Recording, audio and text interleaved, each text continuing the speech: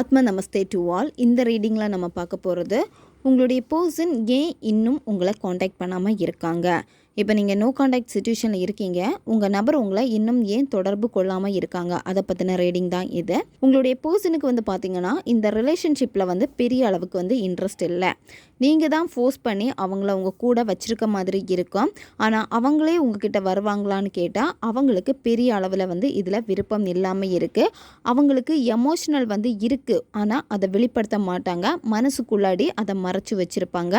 நீங்கள் கேட்டால் கூட உங்கள் மேலே ஃபீலிங்ஸ் இருக்கா இல்லையா இந்த மாதிரி கேள்விகள் கேட்டாலும் அவங்கக்கிட்ட இருந்து நீங்கள் எதிர்பார்க்கக்கூடிய அந்த பதில் உங்களுக்கு கிடைக்காது.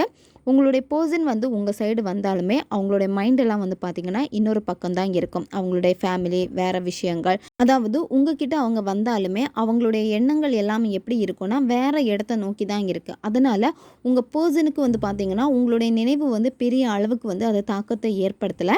ஏன்னா அவங்க வேற ஒரு பாதையை சூஸ் பண்ணி போய்கிட்டே இருக்காங்க. உங்கள் பர்சன் ரொம்ப தனிமையை விரும்புகிறாங்க, தனிமையில் இருந்து அதிகமாக யோசிக்கிறாங்க. உங்கள் பர்சன் கிட்ட நீங்கள் ஏதாவது கேள்வி கேட்டால் அதுக்கு கரெக்டான பதில் உங்களுக்கு கொடுப்பாங்க. ஏன்னா பதில் கரெக்டாக வச்சுருக்காங்க. ஆனால் அந்த நபர்கிட்ட இருந்த அந்த லவ்வை திரும்ப எடுக்கிறது ரொம்ப கஷ்டம்.